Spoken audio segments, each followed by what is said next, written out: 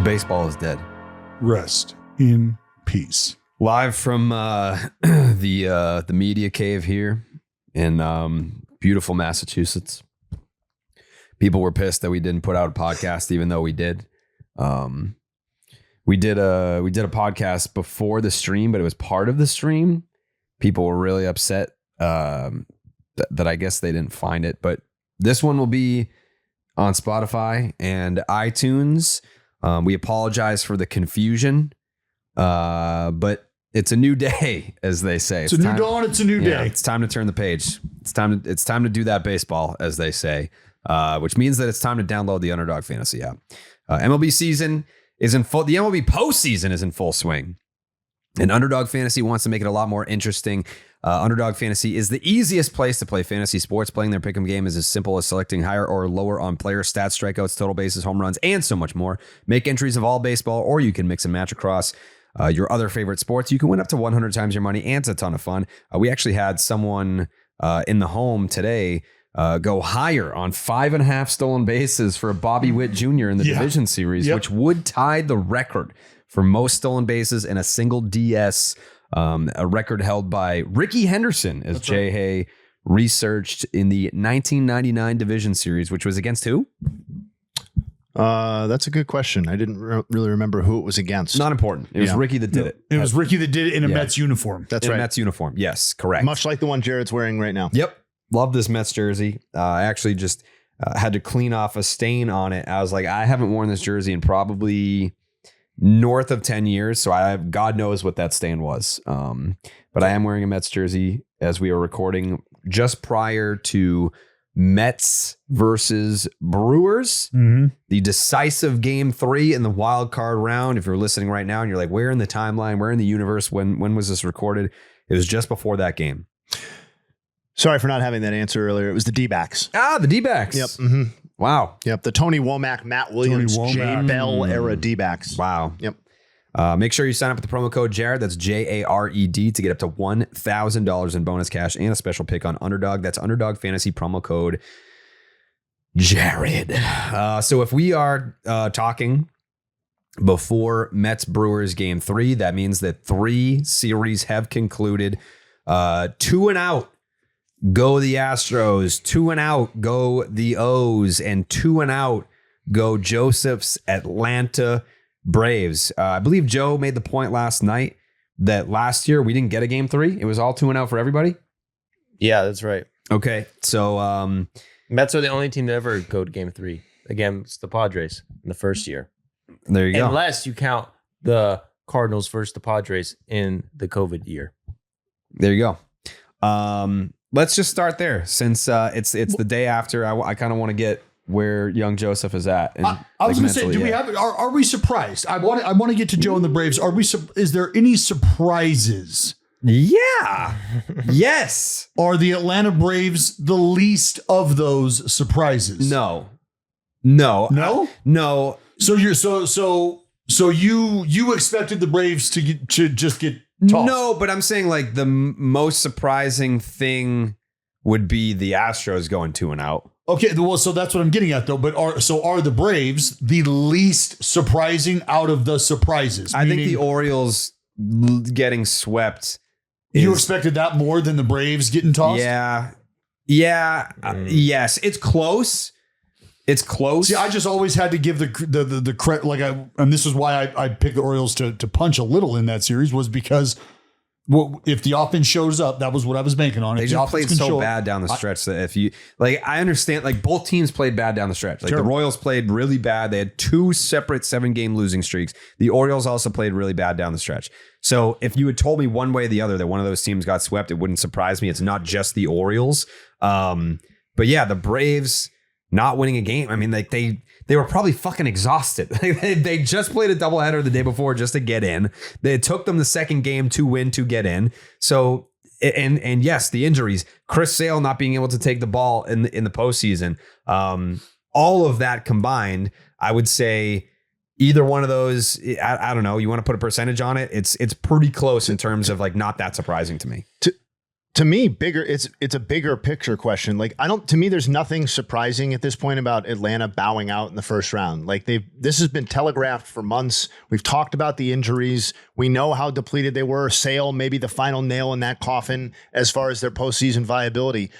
As far as the Orioles are concerned, like, that's a way more, I would imagine, traumatic experience for that fan base. Like, absolutely. That's what I'm saying is like, I think out of all of these teams, out of the teams that we are surprised that things went this way for, like, but it's not even like that. It's surprising because like we're all like, on the same page that the wild card can go this way. Short series can be 2-0 sweeps, drop of a hat, no problem. But that the Orioles at what's supposed to be one of the like maybe the peak or near the peak of this build, right? Just bow out for a second consecutive postseason with basically no sign of life whatsoever. Like that, their offense scored 1 run in the entire series, 2 games, obviously. But this, like now going back to the last season, their offense was putrid then too, in basically every way that you can be. And that to me, given the expectations, is way more surprising or traumatic than what happened with the Braves. All due respect to like, you know, what I'm sure was a tough night for Joey. I do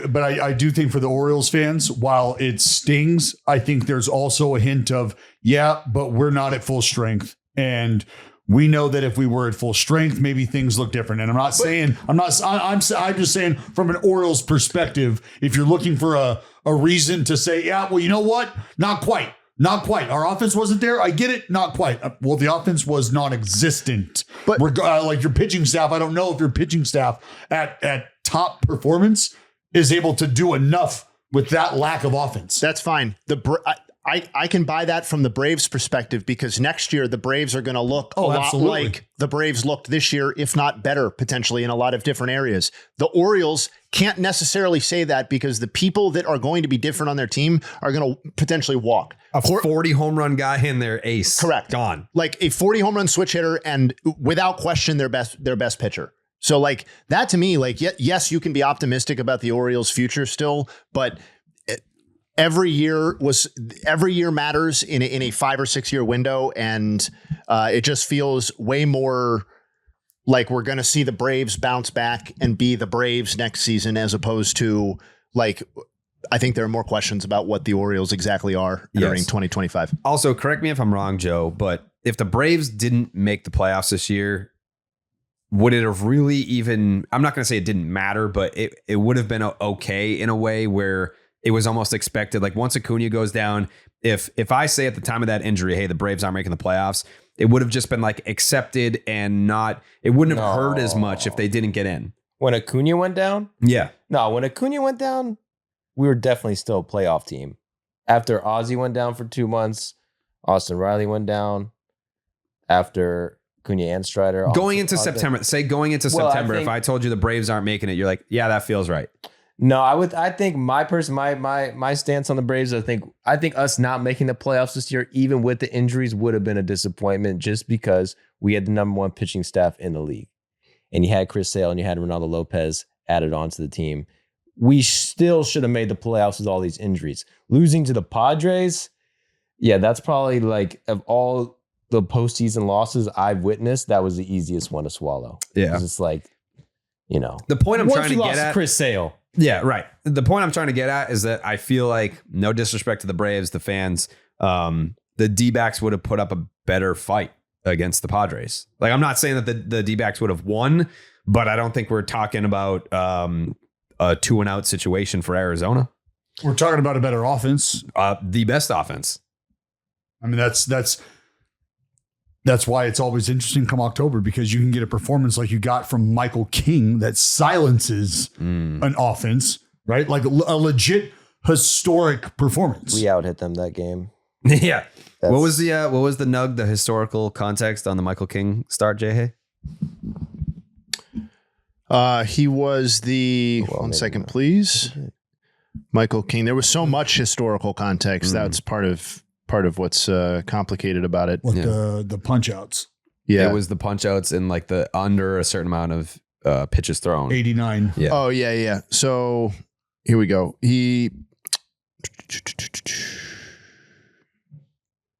Yes, Michael King's 12 strikeouts are the most in a start featuring fewer than 90 pitches in the postseason. That's obviously on record because we don't have pitch counts for all of postseason history. The previous high mark was Sterling Hitchcock in 1998 and Clayton Kershaw in 2017. They both had 11 in those games. So, and obviously that's an incredible level of efficiency for Michael King. Yeah. Shout out to Michael King. That was probably, I don't know that, like the whole Michael King thing. If you're a Padres fan, are you sitting there saying that, you know, talking about the Juan Soto deal, like we won? Like, is that one start enough to say we won the trade? Like that one start, you're just pointing to that, being like, yeah, I'm good with it. We're happy with it. Yeah, we're happy with it. Yeah. You probably need a little more. How many years of control is Michael King? I believe they've got him for 4 more years. 4 more years. But he's been doing that all season too. He's been a beast this year. He's been their top G. I mean, he's not going to win the Cy Young, but he's going to finish somewhere on the ballot. Like 200 strikeouts and a sub-3 ERA. And the fact that this is year 1 of that, right? That's you have for the folks who are looking at it from a lens that says, well, Juan Soto is a marquee part of our offense and will continue to be so. Like Joey just said, this dude is a part of the top of your rotation in terms of performance. And also, and it's only going to get better the older he gets. I was completely wrong about his service time, by the way. He's a free agent in the 2026 season. So less time than I have. So about 2 years. half of what I said. he has 1 more year. Yeah. 2 more years. Okay. That's interesting because I would say that if you're a Padres fan, you're happy that you got Michael King instead of Juan Soto. But if you're a Yankees fan, you're happy you have Juan Soto rather than Michael King. Well, sure. Does that make sense? But it's the years of agree with control. that? I would rather have 3 years of Michael King than the 1 year of Juan If you're Soto. the Yankees right now, No, if you're the Yankees right now, you're happy with Juan Soto because you live in this world where you just already have him signed up for the next 12 years beyond this. Does it hurt Juan Soto?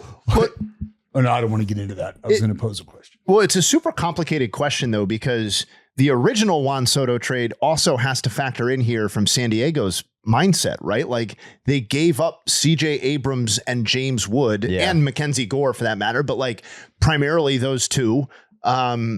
And so like, I know that ship is sailed, but it's just when factoring in, like, are they satisfied with Michael King's single start? It's like, yeah, they probably feel pretty good about it relative to the deal they did with the Yankees. It's just but they're funny always 'cause- kind of chasing this other deal. Yeah. it's like every team who traded Juan Soto thinks they won the trade. Nats fans think they won that trade. The Padres think they won the trade. Yankees fans think they won the trade. So And that's all. everybody wins. Maybe that's all possible. We all won. Maybe that's not. delusional. won. Well, yeah, I mean, CJ Abrams, if we can get him to just stay on 17 and maybe stay in the room, and if we can get James Wood, he's going to be at the top of the lineup, playing a pretty important position. Yeah.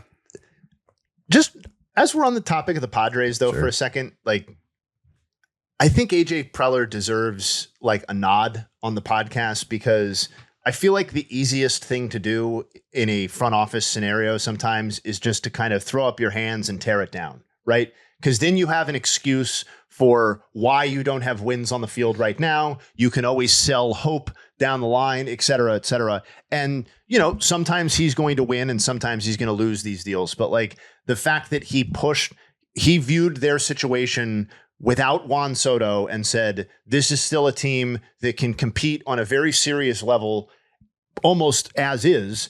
I'm going to supplement it by trading for Dylan Cease, who we have not admittedly seen in the postseason yet, but like for the Padres. But like, I don't know, that to me is impressive because there's an emphasis on winning baseball games in the present and, you know, kind of damn your 6-year plan down the line. Well, his performances haven't necessarily necessitated a complete rebuild. It's just been sort of a retooling. Yeah. And whether we call it, you know, chasing one trade or another, I think it's, I think it's fair to say it's a group, and obviously Preller at the top of it saying, we're not just going to chill. We're going to try to make something happen. We're not going to rest on our laurels. If we think we're in a good spot, we're still going to answer the phone.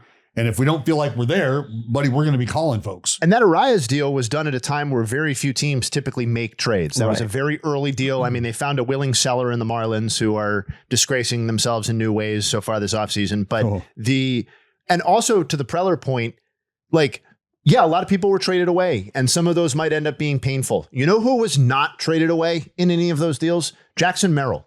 Yep. And I think that's another thing that should be called out because like that's clearly the future centerpiece or co-centerpiece with him and Tatis, right? And that he looks like a future star or maybe even just a present day star is and he's not the one who got away as talented as James Wood looks or whatever. That's another feather in his cap. So I don't know, this Padres situation, it just feels like a totally different conversation about them than it was at this point last season. And, you know, that aggressiveness, I think, is a big part of it. And also think about how important that getting Michael King was now that Musgrove is injured and probably, I'm guessing, the elbow.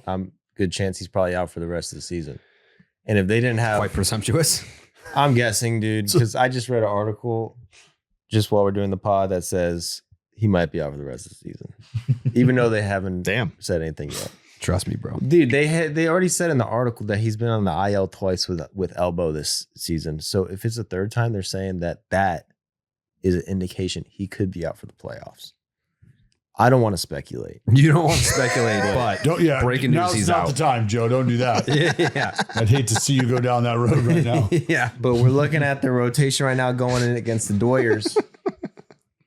And I mean, you say that about every rotation, but Martin Perez and Waldron would be the next two guys up behind. You love Waldron. I do love Waldron, but I think he's been not great, and they sent him down to the minors, and he's been had a tough second half. No, I mean, look, the starting rotation and the viability of 3 legitimate arms to run out there, that is, in my opinion, that is the conversation to have about this next round. This next round, I think, has a lot to do with that. A lot to do with who's running out 3 legitimate starters, because we're now talking about teams that have relied heavily on their bullpens performing. And if you don't have that third starter to account for at least 15 outs, which you would love to be able to account for, especially at this stage in the season, if you don't have that, I'm not telling you you're torched, but it's going to be tough, or it's going to be the test of your bullpen answering the bell night in, night out. Yeah. And I think that there's, we haven't even touched on the Tigers Astros, but we're talking about kind of like the central theme here is identifying almost which team is the where do we go from here team of the playoffs after getting bumped. And the Braves will be back. God bless you, Dallas. The Braves will be fine. They'll be back. The Orioles, it's a big blow to lose Corbin Burns and Anthony Santander. But it kind of feels like the Astros are maybe in a where do we go from here phase. It's not like they're not going to be good next year. They're the Astros. They'll be good. But Bregman basically already tweeted, like, I'm out of here. Thanks, Houston. Yeah, he tweeted, thank you, Houston. I mean, like 20 minutes after the game ended. So that kind of like just leaves Jose Altuve as the last man standing from that original Astros core.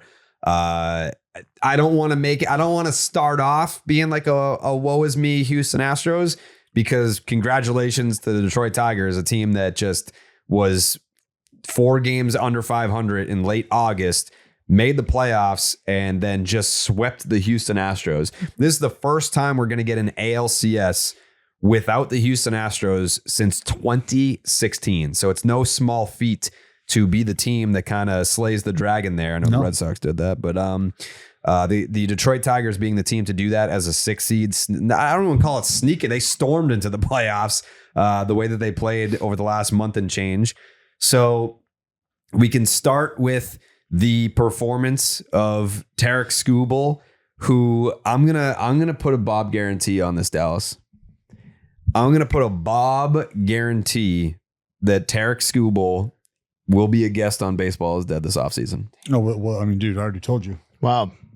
Same. Yeah, I think I told you. Yeah, Jay told us, dude. I'll DM him. But his performance coming off a very clear, unanimous Cy Young award that's coming down the road here, a Triple Crown season, Game 1 starter in Houston, and he just shoved. Maybe we reach out. Hey, Scoobs, what's up? What's up for the little Cy Young festivities. Like, Ooh, we're gonna be in town. Yeah, we'll just maybe a little sit-in. We're gonna be in town. We're not sure what you're up to on the day that's being announced. Feel like you're probably gonna have plans. Yeah, we'll be in the neighborhood. So there's no party like a Cy Young unanimous decision party. Oh my God, those parties. That party great. just don't stop. Yeah. But the Detroit Tigers going with a bullpen game in game 2 and still just snuffing out the Astros at home. Crowd was never into it. They didn't have a chance to be into it. There was, I don't want to say little drama because they did fight back. There were some late inning comebacks that the Astros were able to mount. But at the end of the day, this series was all Tigers, and they're moving on to face Jay Hayes' Cleveland Guardians.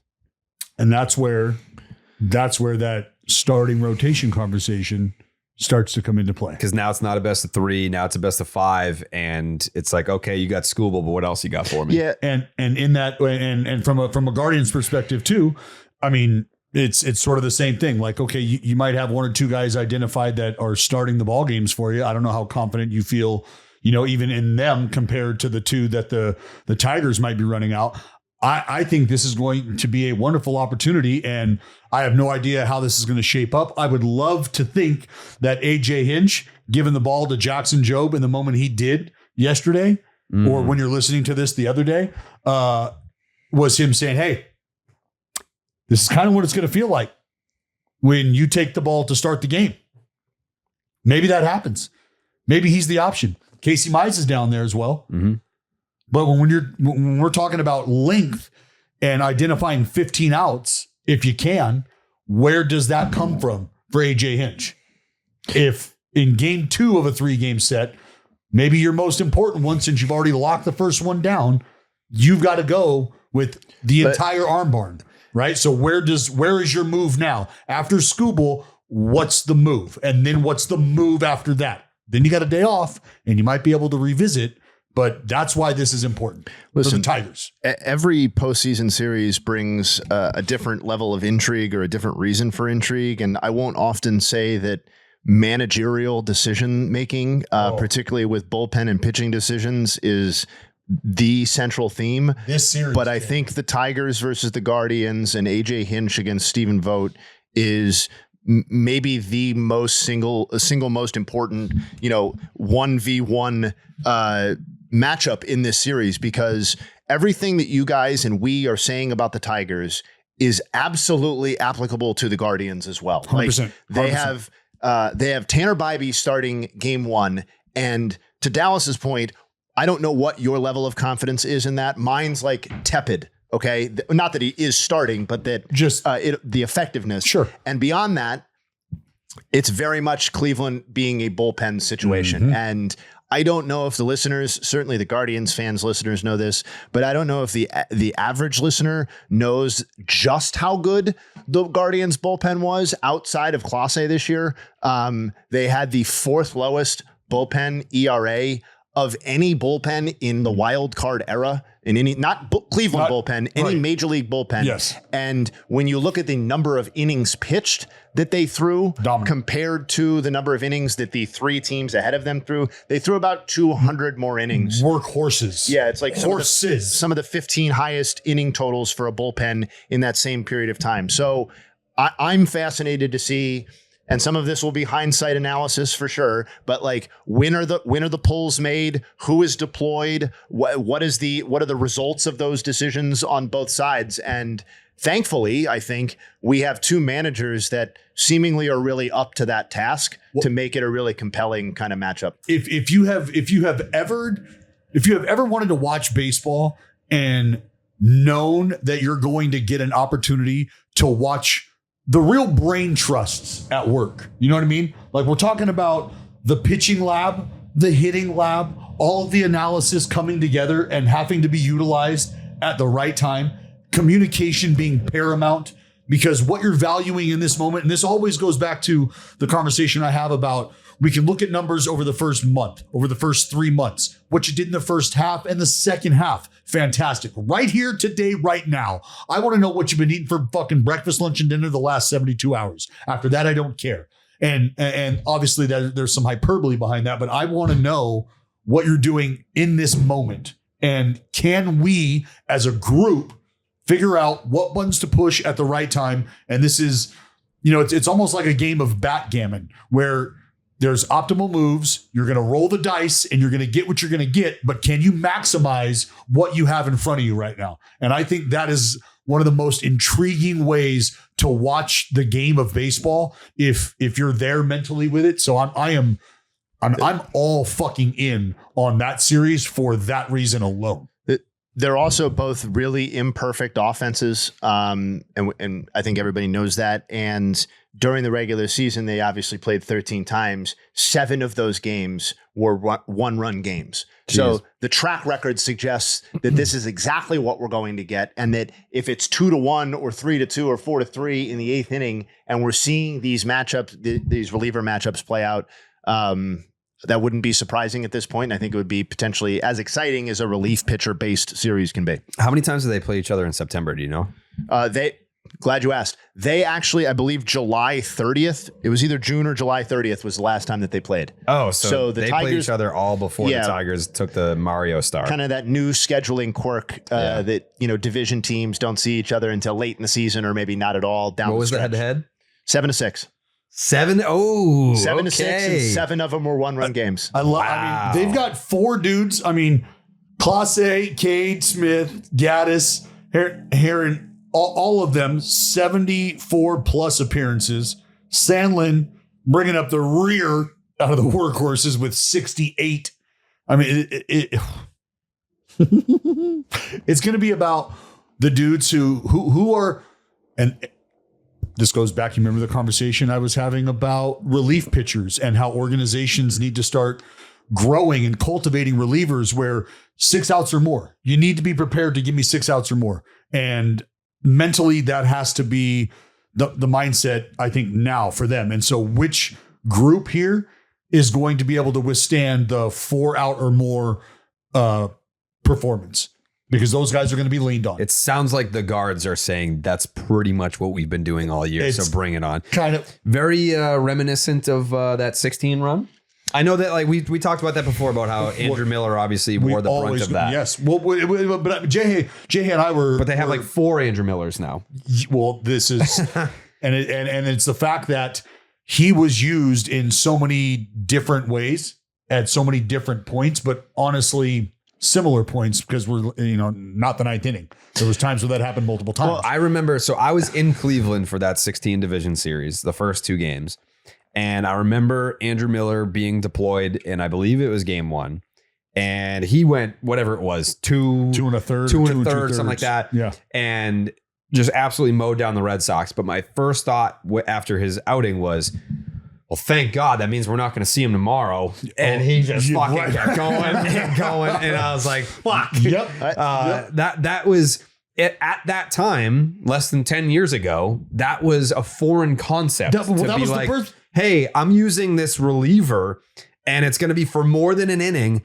And then we're going to do it again in the next game. Greg Holland and Wade Davis and Kelm Herrera walked so Andrew Miller could run, and they all together gave birth to the super reliever role. Well, yeah, I just remember looking at Tito being like, you can't do that. Oh, it's coming again. It's coming again. You're not allowed to do this. I'm just glad that there are 4 of them this time, because the key difference between the 2024 Guardians and the 2016 Cleveland team is that the rotation was nasty. They had Corey Kluber, and they also had a couple of other pitchers who are probably better than any individual starting pitcher on this team. So it's good. Carrasco was hurt. Yeah. Oh, yeah. It was a different situation by the time you actually got to the they series. had Tomlin and Bauer, and Salazar was still on the team. Yeah, but he was hurt. I think. Yeah. I'm just naming. Yeah. Salazar was hurt, and Kluber had just come back after being out for 2 weeks, and Carrasco was hurt, and they were like, "Yeah, well, guess what? We have Andrew Miller. Fuck you. Yeah, we'll just use this guy.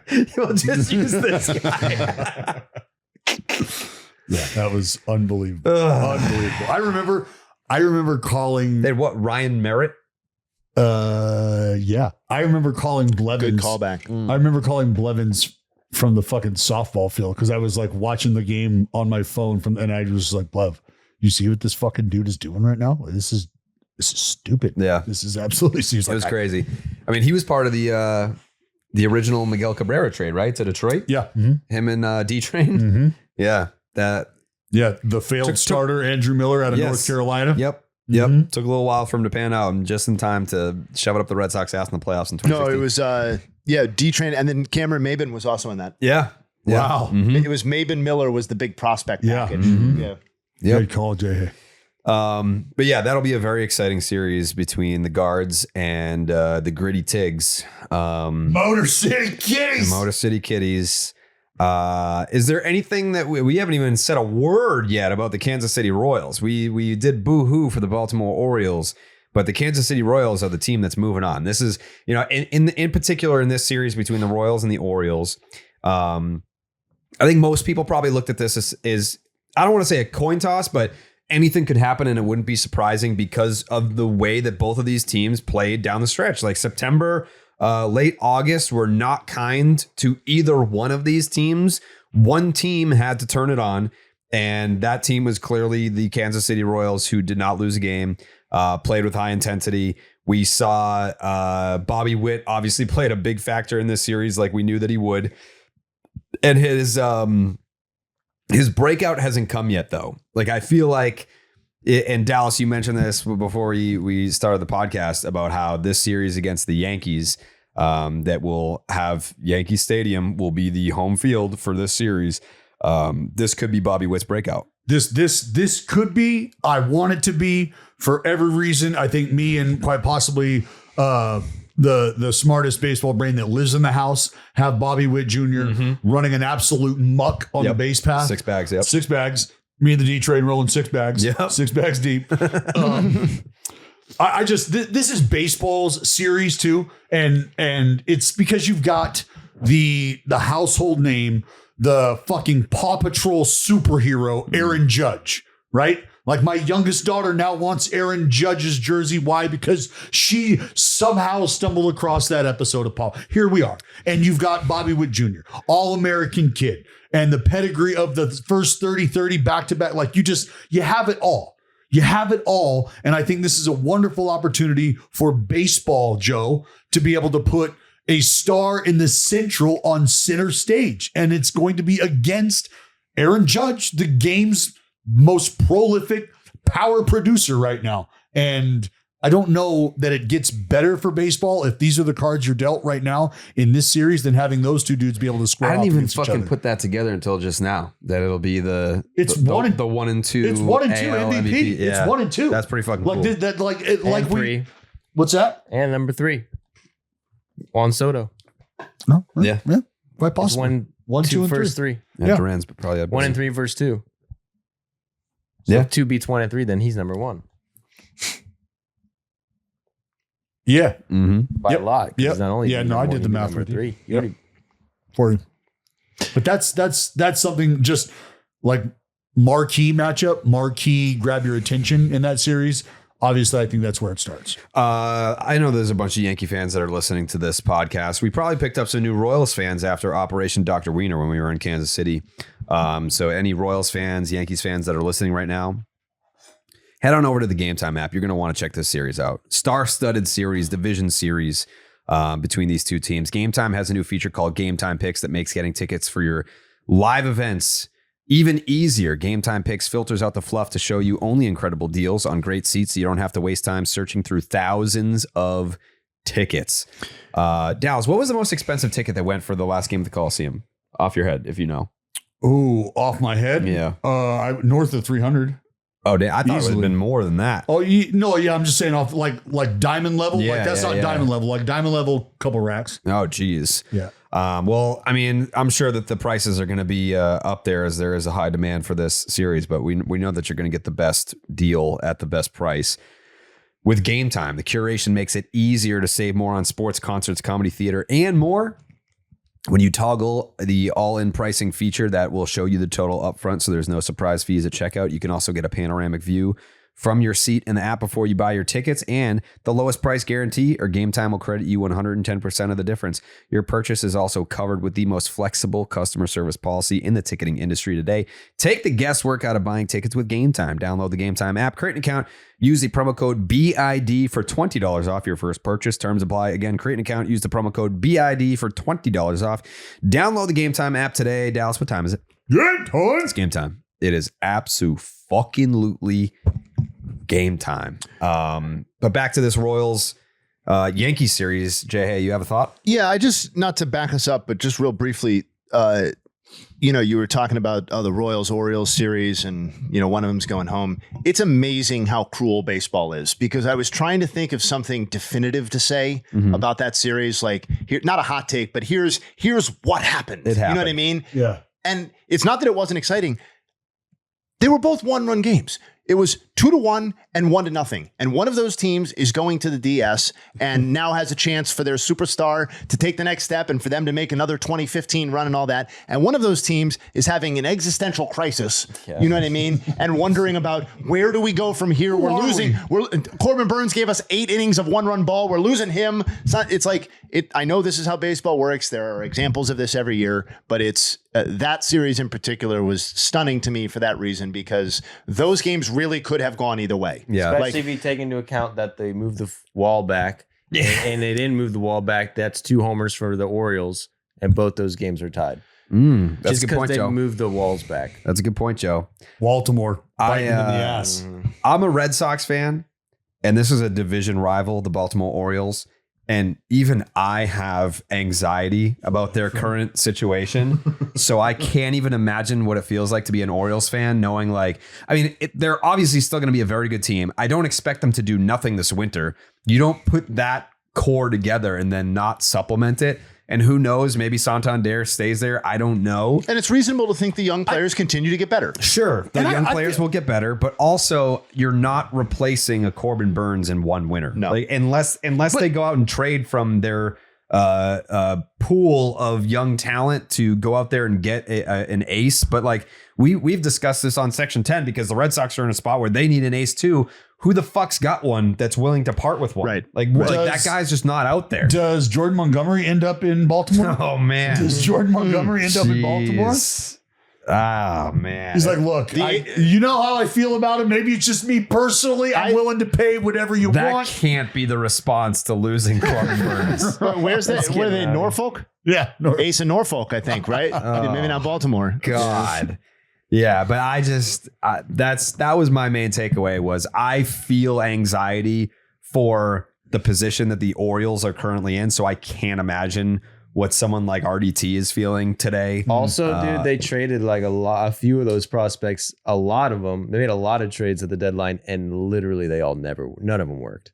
Yeah. I mean, we're not even talking about Trevor. Trevor Rogers was a non-entity. It was the minors, bro. What about Eloy Jimenez? Yeah, they demoted him. Yeah. And I don't know that at the time, though, that they were like, man, Eloy is going to come in here and save us. It's not like he was having an outstanding season and then he fell off once he got to Baltimore. That's a flyer. That's hey, can this guy can our room help him out? Yeah, you know what I mean? Can being in a better situation light a fire under this guy that has displayed some sort of ability to hit the big league level before? Sorry. Those guys in the bullpen didn't help out much either. No. Then the whole that was Craig Kimbrell contract at the beginning of the year. It's like, okay, let's try this out. That didn't work. They did a lot of things to at least try to make this team a better team. Obviously, starting with the Corbin Burns trade, that worked out just fine. But it seems like everything else that they tried to make the team better, to fill holes that were open because of injury or poor performance, not many of them worked out. No, they just missed. They just missed on. They missed a lot. But anyways, that Royals Yankees series, very much looking forward to that. And for anyone that's wondering, because we did talk about Tigers Guardians and we're kind of wrapping up on Royals Yankees here, we are going to do predictions. We'll circle back. Don't worry about it. And don't forget this too. There's some underlying organizational bad blood between these two clubs. I was going to bring that up too, like the present day, but also like for fans of a different generation. I don't know if there are any older fans listening to the podcast, certainly older than me and even DB, but like there was a time where these teams faced off. What? Oh, even DB, you fucking dickhead. Well, you're the oldest person here. You are old. From 76 to 80, they played with a trip to the World Series on the line 4 times. In 5 seasons. Like it was one of the great rivalries in the sport. Yeah, late 70s, early 80s. Right? That's what I said. Oh. I didn't hear the first part. I was being distracted. I distracted Dallas. I'm sorry. That's all right. It's all right. Hand up. Before we move on from the Yankees and Royals in the division series, the Yankees. They are the best team remaining on the American League side of this bracket. They were the 1 seed that has secured home field to the World Series. Is this a team that has the clearest path to get to the World Series in everyone's opinion here? Yes. Because they have I'm talking about on both sides of the bracket. Yes. They have the clearest path to the World Series. I don't think there's any question because from both sides, there's inexperience, there's youth, right? And just in terms of depth as well. 100%. So the Yankees, there's no doubt in terms of veteran experience, depth, and I think just roles from top to bottom accounted for. The Yankees are absolutely in the driver's seat. To call any year where you don't win the World Series a disaster is a little bit unfair to how baseball works, right? We all know that. But in Yankee world, if they don't get to the World Series this year with this path that we're talking about, and that's no disrespect to these teams, but the teams that are standing in their way are teams that Yankees teams are built to defeat. And if they don't do that, then I think it is a certain level of disaster for the organization internally and kind of within the media hothouse that they work in. Well, isn't this everybody? If you're the Yankees, isn't this everybody that you didn't want to face for all of the reasons you didn't want to face them? They're gone. Off the board. They're gone. Yep. The Yankees won the wild card round for sure. Yeah. All the things that happened, they came out on top. Yes, they did. The Orioles and the Astros losing was big for the big bad. The Yankees, yes, the Orioles and the Astros getting eliminated in the wild card round basically put the Yankees in the World Series. Mm-hmm. I mean, whoa. Yeah, that's a little. Oh boy, yeah, dude, Jared's Pinstripe Jerry. Pinstripe Jerry. I don't even know this fucking guy. Yeah, this is the year that Judgy's gonna at least get an AL champs ring. Yeah. See, to me, this is 100% just about the Astros being eliminated and has nothing to do with the Orioles outcome. Because I think the Royals are just as pesky, if not more so, of an opponent for the Yankees than the Orioles would have been. If I'm the Yankees, I'm like, what is supposed to? I mean, I guess the offense, but I don't know, man. I see what you mean, especially because the Royals they got a good rotation right now. Yeah, with Lugo, Reagans. I mean, is it time to go to the predictions? Waka waka eh. Is anyone else joining me here? Joining you on the island of the Yankees? Yeah. Is anybody else joining you and Pinstripe Jerry? I think Pinstripe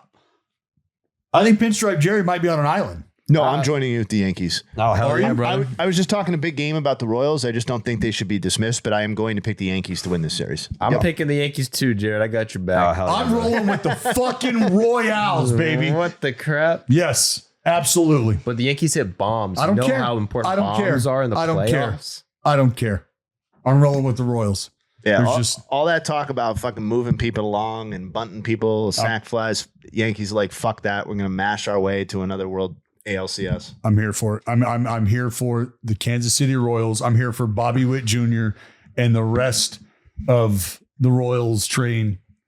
It's happening. It's not an easy matchup. It's happening. It's not an easy matchup at all. Especially if Rodon is your game 2 starter and he's pitching in Yankee Stadium, and we've got Salvi who kills lefties. We got Bobby Witt, and I feel like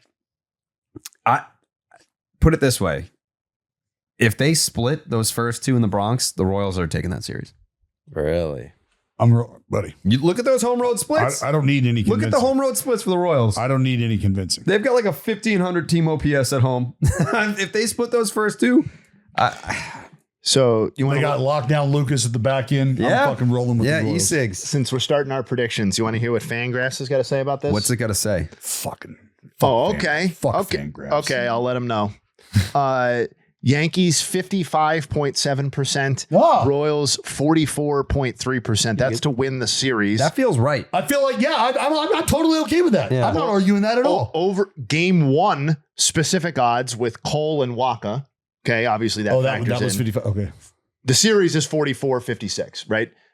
Game one, 41 for the Royals, 59 for the Yankees. Okay. Feels right. That's fair. So That's fair. I'm not going to go game by game, obviously, but that's Fangraphs you saying just wanted- 56-44 for this series. You want to give me game two? Any thoughts on giving me game two? Can you go Sure, game two? sure. They have that as a near exact coin flip Okay. with Reagan's and the Royals at 49.9 And the grit the of- Yankees at 50.1. And the grit of the Royals is gonna push that over the edge in favor of the Well, Royals. I'm going to ask you guys a question. I just want a name. I don't want an explanation. The most important player in the Yankees-Royals division series matchup is who, Jay Hay? Most important player in the series. Because I think that there is an objectively correct answer. Oh, gosh. Yeah. The most The important. most important player in this best really of five. It's a team sport, Jared. And you think there's an objectively correct answer to this question. It's. Who's the most important player, Jay? I know Hay? you're going to say. I feel like I might know who you're going to say too. Go ahead. I'm not going to take it though. That's fine. I'm not going to take that bait. Go ahead. Give me the most important player in the series in a best of five. Luke Weaver. Luke. Lucky Luke? Luke The Weaver. Royals or the Yankees de facto closer. it's not Clay Holmes. Who do you have? What's your answer? Clay Holmes. Really? So you think he's going to be closing out games? I think that they're going to have him in high leverage situations. I was sniffing around the right direction. I think he will be Yeah. in high leverage situations and he will make or break the series for the Yankees. All right. And I'm going to guess which way. So Well, so that could be hold his on. performance or the lack of. So you're taking the Yankees while also. I didn't say I was taking the Yankees. Oh, I thought you did. Did I say Yankees in a certain number, Dallas? You said Yankees in the World Series. Jake, did I say Yeah, Yankees? you said Yankees in the World Series, Jake. so it's tough to see the Jake. Yankees not being Jake. who you picked Jake, here. did I predict the Yankees in any number of games for the series? Didn't Didn't fucking say a Didn't hear a number of games. Definitely didn't hear a number of games. So I didn't take them. But I heard Jerry pinstripes on an island is what I said, and you said, "Is nobody else with me?" that was just my You my said, "Is wavelength. nobody else with me?" That was where I was thinking. I'm Oh, thinking in a that lot. moment. Well, yeah, because that moment. Jay Hay came in earlier. Jay Hay, shout out, first to arrive. And he was like, have you done any thinking on your division series picks? And my thought process was, I'd like to think it out loud. And that's what I'm doing here. Oh, okay. All right. Like, I didn't come in with like a sheet of my picks. Like, I'm listening to all the you guys are the smartest baseball guys that I know. So I'm getting my thoughts out there and I'm listening to your thoughts, and then I'll come to an appropriate determination. So you're rolling pinstripes. I haven't made that decision yet. I'm still tasting it. Would you guys believe this is the first time since 2012 that the Yankees own the AL's best record? Wow. 12 years. Wow. That's pathetic. Yeah, that's pretty pathetic. Especially since Judge has been there since 2017. Wow. The more you know. Wow. Not his fault. Oh, the No, Astros. certainly not. Yeah, no, the Red Sox. Red Sox. Yep. Should we make a prediction for this series? Let's do it.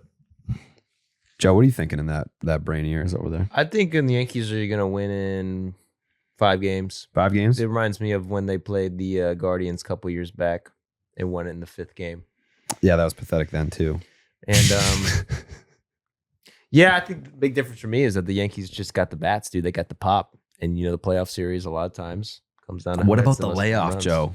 What about the layoff? Does that make a difference for you? I don't believe that shit. It's real. Nah, You should believe it. I don't really It's believe real. in that shit much. It's real. The Royals are rolling. The Yankees have been snoozing.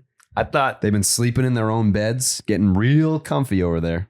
well, last year the Braves got a layoff and won 1 playoff game. This year we did not and won 0. You guys are hurt though. We're a little injured. Yeah. Dallas, you gonna make a prediction? I'm going Royals in 4. Wow. Quick work. Royals in 4. Quick work. Yeah, well, they're going to split in the Bronx. And take the next 2 in KC. Boom. Jay? I'm going Yanks in 5 with Joe. Yanks in 5. There's no confidence in the Yankees here. No, I He think sounded pretty confident. Yeah, I know, but me and Jay both said Yankees, but we think 5 games. Oh, yeah. I think that's a reflection of everything we've talked about this season, about how evenly matched all these teams are, and no disrespect to the Yankees. And I think the Royals just jump on them. I think home field is that's as good of a tiebreaker in this as anything, and the Yankees have that. This is a big pick. This is a huge pick. This is a huge pick because sometimes I'll run through it and I'm just like last year with the Rangers, I was like, I fucking knew it. I was all over the Rangers. I could smell it from a mile away. I rode that wave cowboy the whole time and never wavered. Never wavered on the Rangers last year. And I was right. This series, my brain and my heart are tearing me apart. My brain and my heart are tearing me apart, Joe. I hate to hear that. I know. It's a struggle that I've been dealing with all morning. Because I think my brain says Pinstripe Jerry is the right way to go. That's what my brain says too. But my heart is like, listen to your heart. if they can just split the first 2 in the Bronx, then I think it's advantage Royals in Kansas City. Kansas City, they got a good home field advantage. They get up for the playoffs. They get up for the playoffs, and I don't love road. Like if Clark Schmidt was the game 2 starter for the Yankees, I think Pinstripe Jerry goes Yankees in 4 or 3. I feel the same way. Like it feels like I feel more confident with Hill. Yeah. Well, Luis Hill got an ERA north of an 8 his last He 2 got outings. shit pushed in. Two bad games. So If Clark Schmidt was the game 2 starter for the Yankees and it went Cole Schmidt, I'm going Yankees, maybe even in a sweep. But Rodon in game 2, I hate it. So I think I'm gonna go Royals in 5. Dang. Royals in 5. Royals in 5. I've thought about going Royals in 5. I think the Royals are going to jump on them. I do. I think there's energy. I think there's momentum. No, there's not any. No, there is. There 100%. That's There too is, bad. but I think that if the series goes back to the Bronx tied, that they're just going to feel so much pressure in Cave. So I've got Royals in 5. Let's not forget the Royals have a layoff too. A little bit. Not playing today, and they're not playing tomorrow. That's all right. That's all right. They'll be just fine. We're just fine. Tigers guards prediction. Joe, what are you thinking? If you thought last series was a coin toss, I know. Yeah. What's all Fanny Graph got for us on this one, Jay? Hey? Sure, let me pull it up. I'm glad you asked. Just going to give it to you. Because that has got to be extremely close. Actually, Fangraph sees it a little bit differently. They have this one is more tilted than Royals Yankees. Really? yeah. Guardians 57.5%, Tigers 42.5%. In terms of specific outcomes, the most likely individual outcome is Guardians win in 4 games. That's 22.5%. In terms of game 1, it is currently slated at 62-38 in the Guardians' favor. Do you want to start? Sure, I'll start. I am torn here a little bit because we talked about all of the bullpen elements here, the flaws with the offense. Didn't get into great detail, but I think people know about that. It makes me very uneasy that I feel like anytime Skubal gets the ball in this series is going to be a win for the Tigers. And I think that may end up only being 1 game, which I think is going to be the deciding factor in this series, in that they inevitably had to use him in the wild card round and cannot use him twice. I guess they possibly could in game 5 on what I believe would be short rest. But the Guardians bullpen is better And it's going to be a bullpen series. And for that reason, I'm going to take the Guardians. Okay. The Guardians bullpen is better, but they're also more taxed. And that's my pushback on that is not that they're taxed. It's that they are designed for this, that they have been prepared for this, that this is how they've been used. And that is my biggest reason I think I'm going that route, is because if what I know and what I've seen continues to trend in the way it is, then the matchup as far as the matching wits and pressing the buttons, and I think the Guardians might be in a better position should something not work out to be able to withstand the stumble. And to this point about taxed and not taxed, no bullpen threw more innings since the start of September than the Detroit Tigers bullpen. And Cleveland is 10th. So yes, those four guys have been leaned on, but I also think, to your point, it's been done in a way that maybe sets them up to still perform very well in October. If that's the case, I struggle to see outside of Scooble where the Tigers' advantages are. So my official prediction is Guardians in 5. That is mine as well. Guardians in 5. We keep saying that that the Guardians have been using their bullpen like this forever, but same with this freaking Tigers, bro. They had like 15 guys who start a game this year. Yep. It's been bullpen. This is just AL Central ball, bro. It's how we play. And you got the Tigers. You've got the Tigers besting the Guards in this scenario. I have to go with the hot hand, of course, and the layoff is a big deal. So you're riding Tigres. Mm-hmm. Ian, wait, I thought you said you don't believe in layoff. Yeah, you don't believe in the layoff. Not for the AL East. Not for an AL East team, but for an AL Central team. A Central team, yeah. That could be a big. No, that makes more sense. Big deal. And, we got a really hot hand with the Tigers. Mm-hmm. And I don't see the Guards. The Guards are a worthy adversary, but the Tigers are hot. And they're not that worthy. Mm-hmm. So I think Tigers sweep them. Wow. Tigers sweep. Yeah. God damn it. All right, Joseph. They're hot as fuck. Hey, buddy, you're not. They had a 0.2% chance to make the playoffs in August, bro. Not resistant, Joe. So if you don't think they're hot, you need to shut up because they're hot. Not resistant. You need to shut up. Yeah. Shut your fucking mouth. You know what? I'm going to join Joe. Oh, for God's I'm going to join Joe, but I'm going to give the Tigers, I'm going to give them a loss or two here. Here's the thing. Yeah. And I want to go back to my time, and I'm going back to my time. Sure. Scooby's not going number 1, right? No. No. No, he can't. So, he's going number 2. Yeah, probably. Not pooping. He's going number 2 in the second game. Mm-hmm. If they win the first game and then go to Scoobs, that's all she wrote for me. So, I like that, where it feels like in my head, game 1 is a must win for the Guardians when it's not for the Tigers. See, the odds are, let's not forget, this is a Tigers team who, over the course of their 2 victories back to back, used 11 total pitchers. And that's in a 6-inning performance from Scooble. That's including a 6-inning performance from him. So my thought is, if it took 7 without Scooble, 4 with him, and that was over the course of 2 games, who you're running out there for that third one? And we've kind of highlighted some options. But if we know that the workload is what it is over those first 2 games, potentially with that bullpen. Bullpen's going to be used. That's been established. Oh, yeah. But we also got guys in the tank coming out of the tank. Don't forget about Maeda and Montero. Oh, hey, we got to see what that roster I feel looks like everyone's forgetting about Montero and Maeda. Not that it really matters, but also Scooble, it's not like he's delivering 9-inning starts on these days. He threw 6 awesome innings. You still have to go to your bullpen for 3 innings in those starts. Outs, baby. 9 outs. I bet, I'm not going to look up the stat. I bet the Tigers bullpen has been better than the Guardians bullpen since August. No. I'm not looking it up, so you can't prove it.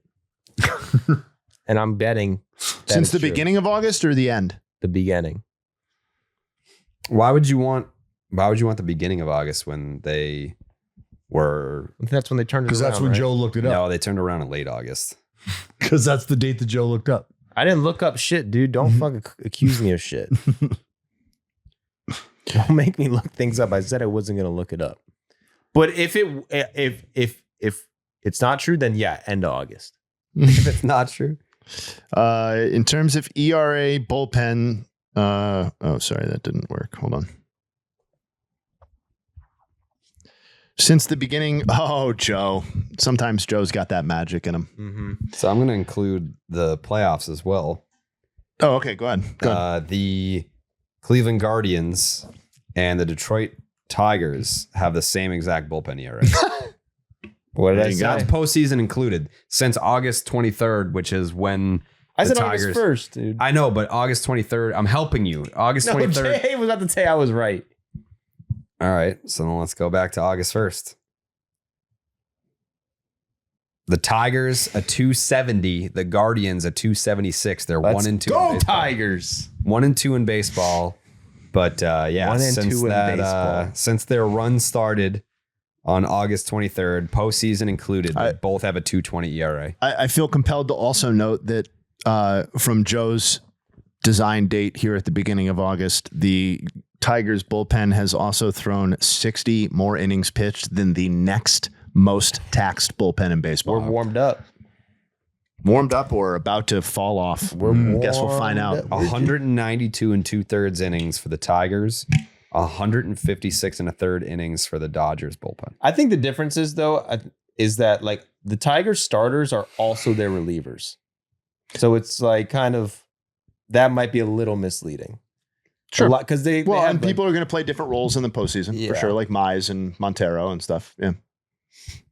But yeah, go back to Jared. Jared, who do you got now? I mean, I probably convinced you to go Tigers, but you convinced me to go Tigers. So I'm going to go. Disgusting. I'm going to go Tigers in 5. Nice. I'm going to give them guards a fighting chance. Okay. But it's going to be the Ben the gritty Verlander over here.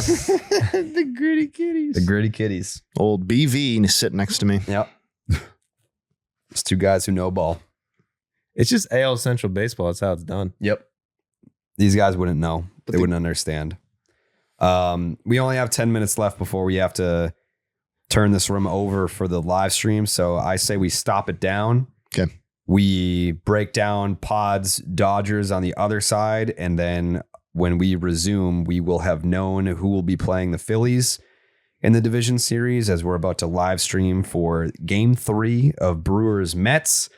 I'm going to have an incredible batch of nugs at the end of the podcast too for the folks. The juiciest batch. So we're going to stop down now. Jake, play that like dream harp music so that when we resume, it'll be like jumping through time. All right, we're a few hours into the future now. The Brewer season is over. Done data. After a miraculous home run off the bat of Pedro Alonso to send the Mets to the division series, their first series victory since 2015 when they went to the World Series to eventually lose to the Kansas City Royals. He had hit a homer in 49 at bats? Something like that, yeah. Yep. Something like that. 49 at bat homerless streak. And you've already heard people talk about, I saw him at the end of the dugout and I felt like this was going to be it. This was going to be it. Either way. They were talking about it being his last at bat with the Mets. And signed, sealed, delivered. His last at bat with the Mets was a big one.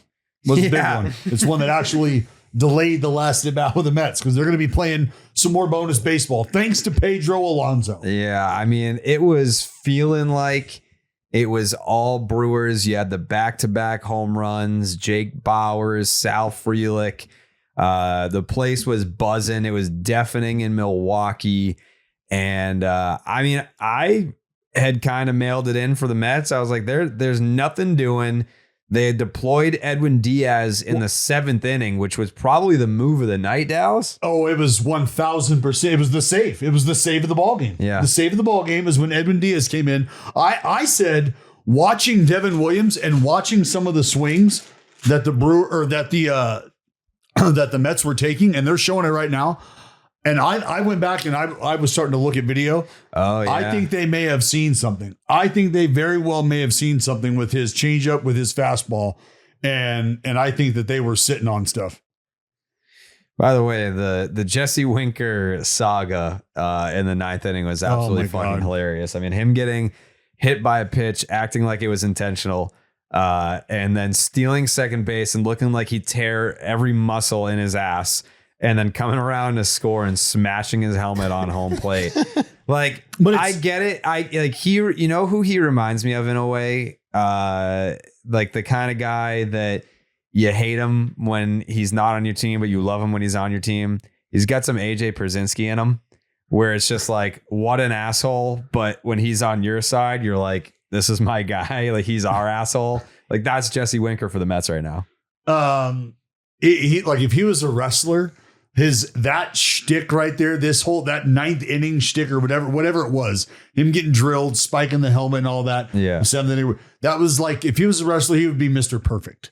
Is that vibe, how it felt like, just, I don't know, victim. And then at the very end, it was the spike the helmet. There's still a baseball game going on. Like, you're not the definitive run. Like, there's still shit going on. And you've just like spiked your helmet. Like, I don't know. It just, yeah.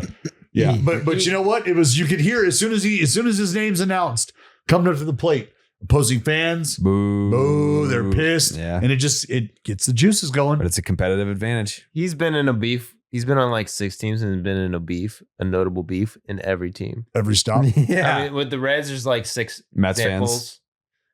Yeah, against the Mets. Then he was on the Seattle. That's when they fought the Angels. Yep. That's when Rendon. I mean, if you can get Rendon to take a swipe at you, if you can get an emotional response from that guy on a baseball field, like, you're doing your job. Yeah. Well, I mean, Rendon was fighting fans, fighting Winker. Yep. Earlier this year, he had the beef with the Padres on the Nats, which I don't know, you guys don't look like you remember that, but there was one. And then there was tonight and with the Mets. The only team he didn't get in a beef with that I can remember is the Brewers. When he played with the Brewers, he didn't beef with anybody. It sounds like he got in a beef with Willie Adames while they were teammates. Yes, that's probably the problem. Sounds like they were beefing while they were sharing a clubhouse, because that just, I mean, it was complete. It looked completely unnecessary, but you read into that and you're like, oh, there's something that we don't know here, and there's a chance we never know. Well, you could tell, like, Adames, you could just tell, and if all reports are accurate, and Adames was waiting out in the parking lot. Yep. You're not just waiting out in the parking lot for a dude that you could probably make amends with at a later date. You're like, you know what, bro, I just want you to know it's fuck you. Yeah. Like 100%. If there was ever a thought about it, yeah, it is. There was no like, hey, like, emotions got the best of me on the field. Now that we're off the field, we can kind of put that to rest. No, it was, I'm going to meet you in the parking lot and I'll actually be there. But yeah, the New York Mets come back from the dead. I guess a meltdown from Devin Williams, which is crazy when you go through the numbers. We were talking about Jay Hay had the nugs during the stream about the last time he had allowed a home run. It was early August, and it was late August since he had allowed a run, period. Yes, correct. August 7th for a homer, August 21st for a run. Yeah, pretty crazy when you consider that those are the facts, and then a 4-run inning against a guy that has probably the best changeup, or one of the best changeups in baseball. One of the best pitches in baseball. Yeah. I mean, there's no way, like, as a Brewers fan, that's the worst loss you could ever have. Oh, that's terrible. I mean, as any fan. Like, you went down with your best, but it's like, you didn't, yes, you could view it as we went down with our best, but you had a 2-run lead after back-to-back homers in a scoreless game late. And it wasn't like, man, it was one pitch that decided it with our best on the mound. It was a 4-run inning for the Mets. Like, he completely. Well, that's why I truly believe that this was a matter of them selling out, the Mets selling out to something on Devin Williams and saying, we're going to look for this. If we get this, then we're going to sell out to what we think. And I think they capitalized. I might have to make a TikTok about that. You should. I mean, I wish I could collaborate with Dallas. Collaborate with Dallas. And there's got to be something there, because there's no way you have a guy that is for his career that dominant, and then recently the stretch of dominance that he was going with, to then in that spot at home, adrenaline, everything going. You have the advantage. It wasn't an Edwin Diaz situation where, you're going out there trying to keep a game scoreless. It was, hey, we have a lead. We're at home. Like, let's put this thing to bed. And he couldn't do it. Devin, no, they were. Go ahead, Jay. Devin Williams had allowed 6 home runs off of his changeup in his entire career and hadn't allowed one since September 1st of last season. It's just crazy. No matter what angle you view this game from, it shines a light on how statistically crazy baseball can be sometimes, because we're talking about this guy who had been unhittable for the better part of 2 months, established as one of the great closers in the game. The home run was hit off of his best pitch, which Joey correctly noted is one of the best pitches effectiveness wise in the game for multiple years now. And the guy who hit it was a guy who had been hitting about 120 in his previous 40 at-bats prior to the home run. So you had all of these trends that were flying in the face of the Mets winning this game, and they won this game. And Pete Alonso became the very first person in baseball history to hit a go-ahead homer while trailing in the 9th inning or later of a winner-take-all postseason game. Like, I don't know. It was a very fun ride, but it just speaks to how crazy baseball can be. Yeah, they hit the changeup. I mean, that's just straight up. They hit the changeup. They batted 1,000 off at bats ending in the changeup. And it's one of the best pitches in baseball. The Brewers had 5 homers and 5 stolen bases in this series. The Mets had 1 of each, and the Mets are going on and the Brewers are going home. The Brewers were wire-to-wire winners of their division, basically unchallenged in the NL Central all season long. The Mets were, for a large percentage of the season, the 3rd best team in their own division.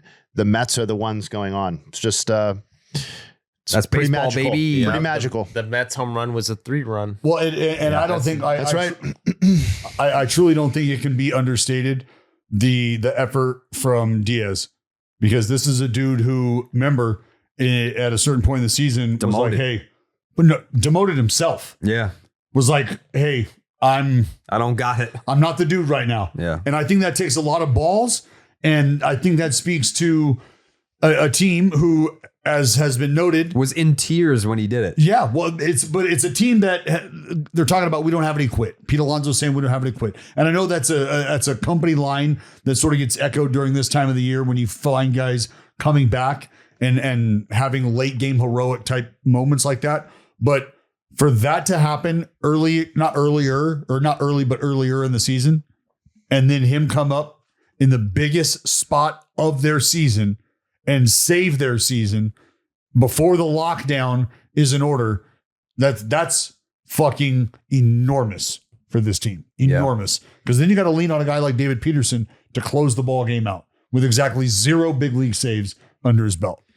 Sounds like some Brewers fans are going to need to seek out better help. It's good to talk to somebody. It's good to talk to someone to get your emotions out, get your feelings out. I do it. I've been doing it for 14 years now. And boy, does BetterHelp really help on those days after your baseball season ends. Even if your therapist isn't even a baseball fan, it's just, you got to get those emotions out. And that's where BetterHelp comes in. Baseball is Dead, of course, is sponsored by BetterHelp. We appreciate them for all that they do for us and as well as our listeners. If you're thinking of starting therapy, give BetterHelp a try. It's entirely online. It's designed to be convenient, flexible, and suited to your schedule. Just fill out a brief questionnaire to get matched with a licensed therapist and switch therapist at any time with no additional charge. You can rediscover your curiosity with BetterHelp. Visit betterhelp.com/baseball today to get 10% off your first month. That is BetterHelp, HELP.com/baseball. Oh, man. Couple of different angles we can go with here. If you're the Milwaukee Brewers, you're going into this winter doing and saying what? You're going to lose Willy Adames, the best player on the team. You're getting back Christian Yelich, who had season-ending back surgery. What else does this team have to do? I mean, I guess kind of look at the landscape of the NL Central and say, is there a team that's close to being as good as us? Even if we lose Willie and regain Yelly, of course, you're going to have to replace your best player on your team. But who poses right now the biggest threat to overtake the Brewers, even if Adames walks? Could it be the Cincinnati Reds, spearheaded by none other than newly appointed Tito Francona? I don't think that's the case. Could be. I mean, look, it could be that is a conversation so far down the road because that's, I mean, Not who for knows tonight. what any of these rosters really look like. But no, I think the Milwaukee Brewers, as it sits right now, are still probably a team that is The team to beat. in control of this division. Yeah. Jay? No, I agree. I mean, I think they have to feel as confident as any team in the division, probably more so. I just don't know how much of a consolation that is for this particular turn. No. Because I don't think next year, it's unlikely that next year is going to be, I won't say easy because that diminishes how hard it is to win a division over 162 games. But I would say it's unlikely that the Brewers are going to go basically wire to wire in the NL Central next season. So The Cubs should be better. yeah, you would think, or just like it's hard to do. And for teams in this sort of market size, every opportunity counts. And this was a real chance for the Brewers to take a shot at a deep postseason run. And like many of their previous chances, it just fizzled out earlier than it felt like it needed to. Maybe this is a crazy take / observation, but doesn't it feel like the Brewers' window of winning opened around the same time as the Houston Astros window? And yet they have obviously no championships to show for it, but no World Series appearances to show for it. I'm not saying that the Brewers are as good as the Houston Astros, but they started winning and getting to October around 2017. And then 2018 was when they got one win away from the World Series. And outside of that 2018 NLCS, when was the last time or any time that they really knocked on the door or threatened to be the team to beat in the National League? Well, do they really have the pieces though that the Astros have? I mean, the only reason I'm asking that question is, well, one, because that's who we're comparing them to. Yeah. But if we're talking about why the Astros were as good as they were, I'm not comparing them to the Astros. I'm saying that their window of winning has been as long. No, I mean, it's their first playoff appearance in this era was 2018. And since then, they've made it 6 of 7 years. So, no, they haven't reeled off all these division titles. They have what? They have 4, which is a meaningful amount over a 7-year out of 7-year period? For sure. I'm saying just relative. I'm just saying relative to the Astros. What's it, 7 out of 7? Right. I get it. Well, the bar was set as at the Astros. Right? Yeah, well, I would say if you're talking about 2 windows and they're 7 years long and one team is 7 for 7 and the other is 4 for 7, it's hard to look at the team that has won the majority of those 7 years. It's hard to look at those like a failure of any sort or coming up short of any sort. Sure. Especially if you're comparing them to the 4-year window. And my point about the Astros was they, from that moment in time, from that opening of that window, have either already had a better roster or have sustained a better roster, supplemented the roster more so than the Brewers have from start to finish in that window. No question. But not even an argument. But the Brewers only have a single NLCS appearance over that 7-year stretch, and that was the very first year of the run. Yeah. So that I think that makes it feel more unsatisfying. Just getting any deeper, not getting any deeper. Yeah, and feeling like you're going to build on something, and instead you just keep stalling out. That's a 4-year dry hump, is what that is. That Yelly knee injury in 19 really fucked them. Yeah, and then the fucking back, man. Like it just, yeah. I'm not saying Yelly at this point is the guy that makes or breaks the Brewers postseason run, but in 2019, absolutely. He would have won MVP in 2019. He would have won back-to-back MVPs if he didn't get hurt that year. But either way, it's a depressing defeat for the Milwaukee Brewers. But the Mets now have that team of destiny feel to them. We were talking about it on the stream in regards to the comparison between the Detroit Tigers and the New York Mets. Which team is more team of destiny-y? And it kind of feels like is it recency bias to say the Mets? Well, Joe, what do the Mets have going? The Nets have freshly squeezed juice. They have no. They got expired juice. They got but what else? They got something new. They got something new. They got a pumpkin. They got a playoff coming. Yeah, they got a gimmick every week. They got 20 of them. But the Mets definitely right now are way more team of destiny than the Tigers, I would say, just because they have all these gimmicks. And the last 2 games they won, I'm just talking about the Braves game that clinched it, and this game were insane games where they were down to like 3 outs. No one thought they could win. They could win. They won. But the difference between them and the Tigers is that the Mets got to go to Philly, bro. And that is not easy. That is a team that will crush a destiny, and a fucking stadium that will crush a destiny. I just need to say this one thing. And I mentioned this earlier in this very same podcast, but it was also hours ago at this point. I have been to Cleveland for a playoff game, not an atmosphere to sleep on. It is very loud there when the guards are good. So I think when we rattle off our hostile environments for playoff baseball, Philly, the Bronx, City, just some gritty cities left in the fucking offs right now. Yeah, but I mean, don't sleep on Cleveland. I know that it's not going to be in that top tier, but I've been there for a playoff game. And it rattled my brain, like how loud it got there for sure. But they don't have like Bryce Harper or like Zach Wheeler. No, they don't have those guys. And that's the thing too, is, you know, they don't have it's not the offense that's going to carry the guards to a playoff series win or what have you. Usually those are the moments where you're like, oh fuck, is when the offense is doing their thing versus a strikeout or whatever.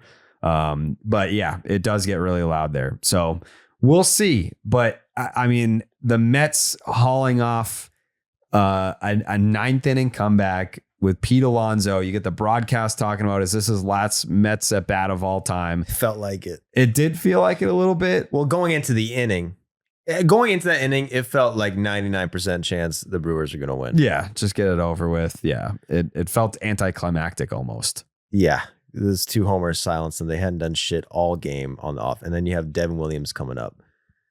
But I mean, that was even me. Like, I hate the Mets more than anything in my life, dude. Like, anytime the Mets do anything that everyone thinks is cool, I'm like, that shit is cringe as shit, guys. Open your eyes. But that homer, I was rooting for the Mets after that. It was a big moment. I was pumped for Alonso. Biggest homer. And I don't fucking like Pete Alonso, but I was so pumped for Alonso. I'm tipping my cap to the Mets. You got to tip your cap. Got to tip your cap to the Mets. So that means that we are on a collision course with the Mets and the Fightins, Joe. 2 of your teams going head to head. Who do you like in this one? I love the Fightins in this one. Yeah. Yeah, I think the fights have more the juice. The Mets have a lot of juice. All right, freshly squeezed juice. Do the Phils still have juice? I mean, they've been in October every year for now. What is it? This is their 4th straight year? No, 3 straight. Third straight year. 3 straight years in the postseason. Yeah. And each year they've taken a step back. Well, as a Braves fan, I got like fucking PTSD from the Fightins. So when you talk about the Phillies in the playoffs, I just think like it ain't happening for the Mets. I think the team is so much better than the Mets, the Phillies, in every way. A very uninspiring second half by the Phils. But to me, that doesn't fucking matter because like 2 years ago when the Braves, even last year, really like it's not like the Phillies came into the postseason hot. Like no one was like, oh, the Phillies are the team to fucking watch going in the playoffs. It was like they started hitting in the playoffs, everyone crazy, and the Phillies are back. But they always had a stacked roster and a stacked pitching staff. Well, that's where I think the separation you immediately look is the pitching staff, right? Like where are you matching up with Wheeler? You're not. Where are you matching up with Nola? You're not. You're not. Where are you matching up even with the year that Christopher Sanchez has had for Philly? You're not. And if Ranger Suarez can pitch anything like he did the first 10 times he took the baseball, that'd be fabulous. Yeah, the last. Is that how long the stretch was? Was it 10 starts? I felt longer. Oh, it was. But I'm just like to start the season. Yeah, it was dominant. We were talking Cy Young. Yeah. But the last, I don't know, last month or so, not been as sexy. Mm-hmm. But that's where the separation starts. I think the offense.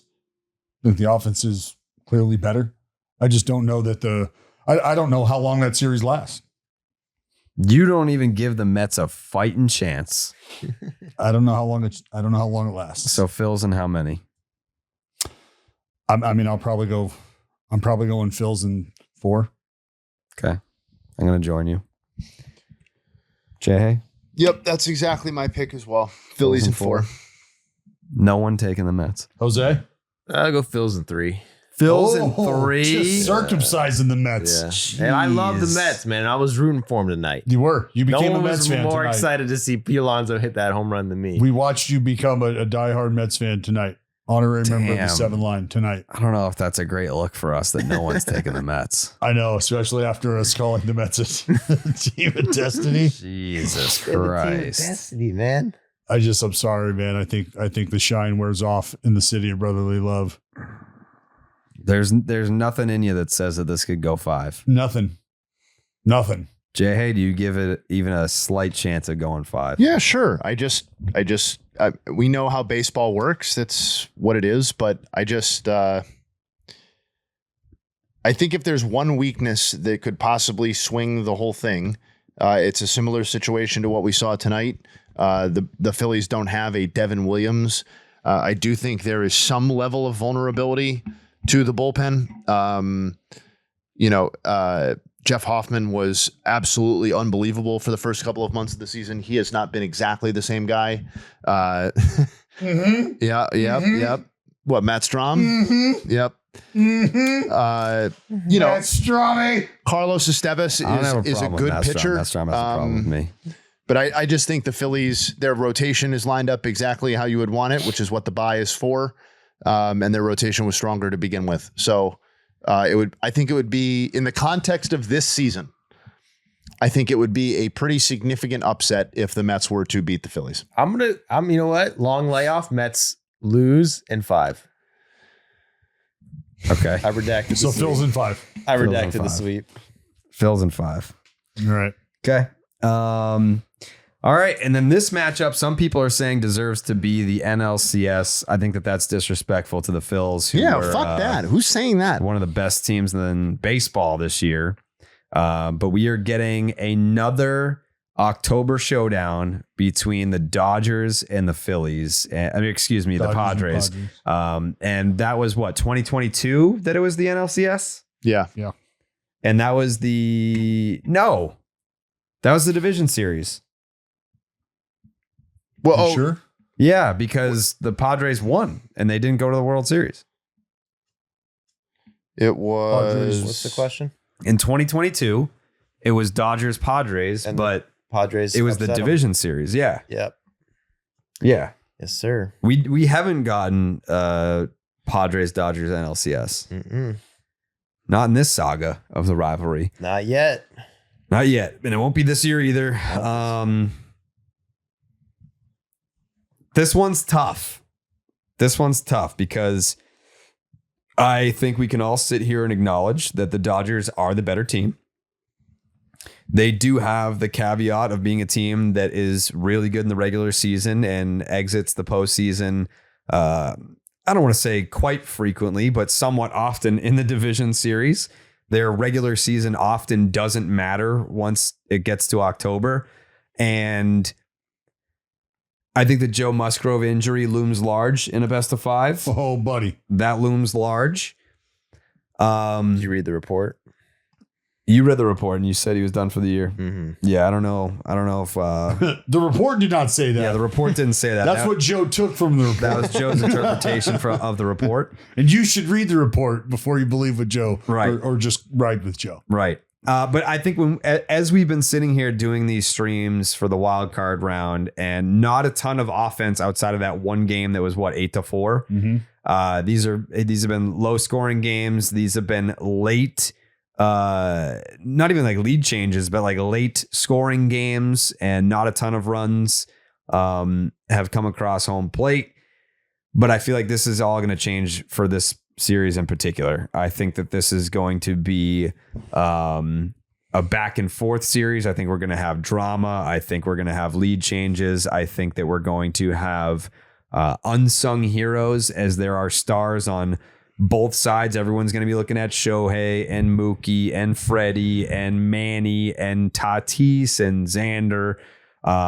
But there's going to be some guys on both rosters where it's like, hey, don't forget about me. I think I can make a difference in this series. No, there's going to be a lot to be excited about. I think this is going to be another instance. I mean, like my brain always goes to pitching. I'm wondering who in this Dodgers rotation, or excuse me, who in this Dodgers bullpen is going to step up. Like we've talked about guys in the Guardians bullpen who can give you length and who might just be geared for that. I feel like in the Dodgers bullpen, there's a few guys that have turned themselves into those types of options. I mean, Kopech comes with starting pedigree. He's been unfucking believable out of the pen for the Dodgers. But you put him, you put Blake Trinan, who still has some of the most disgusting shit in baseball, and the lefty Vesia. Like those are outgetters. Those are outgetters, and those are dudes you can ride. Those are dudes that you can ride. And I'd like to think that what they're going to get out of Yamamoto and Flaherty, like, because they've announced it's going to be Yamamoto first, right? I thought he was correct. second. No, but they Game flipped one. it. They flipped it? They flipped it. Yeah, they flipped it. So it's going to be Yamamoto and then Flaherty. Flaherty's locked in right now. And so that'll give them, if you can get, look, magic number is 15 for me in the playoffs, in the postseason. If you can get 15 outs from your starter, plus you're in a good spot. You're in a good spot to win, because if you're getting 15 outs from them, you're either up by 2, down by 2, within striking distance. You feel good about it. The Brewers, that's the Brewers' thought too. No, until Devin Williams may have been give him something to look at. Jay? 2 best records in baseball in the second half of the season. So I agree that the Dodgers are probably better, but in terms of how they've been playing over the last couple of months, it's neck and neck. And to your point about Musgrove, that's certainly a factor, and Ha-Seong Kim not playing is, I think, a factor. We've talked about the Dodgers injuries all season long, and those feel like they were already part of the calculus. And now the Padres are dealing with injuries that maybe weren't so much and were huge contributors for them over the last month or so of the season. So I do think that's interesting. I love where the Dodgers offense currently sits. Oh, Do you? Jay, think about them against that bullpen. About like all the punchies in that bullpen for the Padres.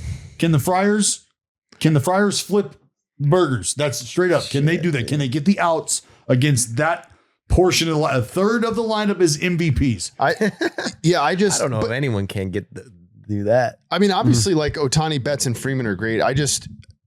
We've been we're not going to get the full Dodgers because the pitching staff is what it is, that we don't need to get into. But for all intents and purposes, this is the full offense. You're getting the full Montana. Absolutely. And I'm excited, a little bit nervous, as someone who would like to see maybe the Dodgers' regular season success translate a little bit more to the postseason, or at least for an extended run beyond 2020.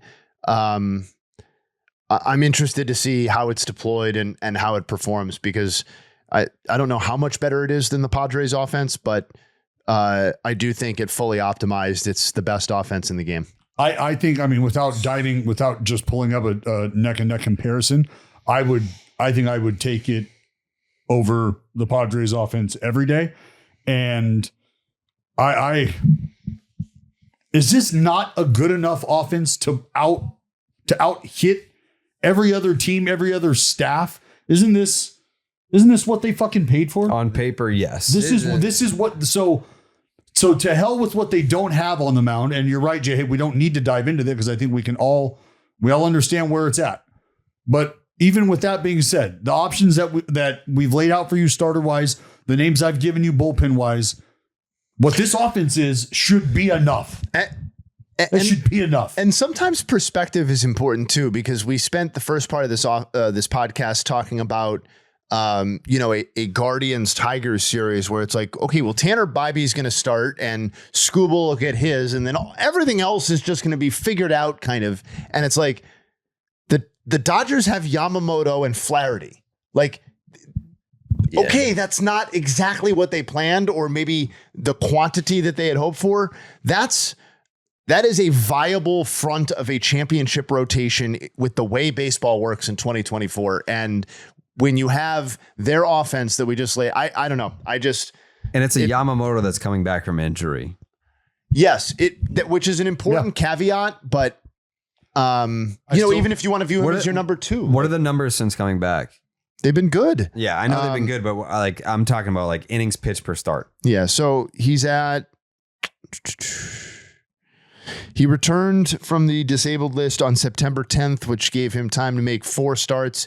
He has not exceeded 5 innings pitched or 79 pitches in any individual thing. So he has a 3.38 ERA and a 2.29 FIP. Pretty good. But obviously the quantity is not super robust. That is my concern. 21 punch outs, 16 innings, only 5 walks. I mean, I'm not going to sit here and tell you that you're not going to get good shit from Yamamoto. I'm just saying that what's it going to look like? Are we talking 4 2/3? I mean, well, this is where. Go ahead, Joe. It's just like usually not asking a guy in the playoffs, especially to pitch more than 5-6 innings anyway. Sure. I'd be surprised, but that is kind of weird that he hadn't pitched more than 76 pitches since coming back. Well, I think it's because they were comfortable kind of with where they were at in the race. And comfortable to an extent. Don't have to push him. Yeah, there you go. And this is maybe now there's an extension. And that's why don't have to push him, but we can't afford to push him. And that's why I said that I set the number at 15 outs. Can you give me 15 outs? If so, if Yamamoto gives you 15 outs, especially when the last 4 outings, you can even go the last 5 outings that he's made, the one prior to coming off the IL, only one of them, and it was the last one against Colorado, was 5 innings. Yeah. Jay made a really good point, man. Like we talking about the Dodgers all year, like their pitchers are so fucked, they're all injured. Like, what's it gonna look like? Now you look at it, it's like look at all these other teams' pitching staffs, and it's like this might be like the best one, other than the Phillies. Like the Phillies are way far ahead of every other team when it comes to starters. Well, yes, I was just gonna say when you look at, and I think that's where the Kansas City Royals have an argument, is the Kansas City Royals and the Dodgers and the Phillies probably have the 3 best rotations in the postseason at this point in time, and it might be Dodgers Royals. And it also just seems to me like this postseason, a lot of offenses are just pressing. Like Quintana going out there and dealing the way that he did. Some of these guys, no disrespect, some of these guys that have pitched this postseason have just absolutely shoved, have no business absolutely shoving. Yeah, I mean, I think no one's really talking about it, but the Brewers had a ton of chances. In the first 4 or 5 innings, they got the leadoff guy on. They had a guy in scoring position. Ton of traffic. Ton of it. And didn't do jack crap because they crap. What Jared was saying, maybe pressing. Yeah, a little bit of pressing going on. All right, so prediction time for Dodgers, Padres, Joseph. Dodgers, Padres, man. I'm going to say, I think the Shohei makes the difference, bro. I think he flips the script. I think he's gassed after 50-50. I don't think Shohei knows he emptied the tank in September, Joe. He doesn't really even know what gas means, brother. All right. Japan's more of a bicycle culture. They got no gas. They don't have car. Japan's not known for cars or making cars and shit. So that's not really their thing. Mm-hmm. But yeah, they don't have cars there. So they don't have cars there. I'm going Dodgers in 4 just because it's the offense. I will say there's one note on the Dodgers because no one's talking about is that Freddie Freeman in the last week of the season went down with the fucking ankle or something that looked when it happened was devastating. And I guess they're saying he's ready to play. He didn't play the last 3 games, but I'm not sure if Freddie's going to be at full health. Either way, the offense is gnarly. So I'm going to go Dodgers. Either way, Dodgers in 4 for Joe. Dallas? Man, it feels like picking the Dodgers is a trap. It feels like, but I tell you, if you're telling me that the Padres have to figure out somebody else to plug in there outside of Joe Musgrove, and the Dodgers are maybe comfortable, I don't know. I'm just talking shit. I'm going Dodgers in 5. Wow.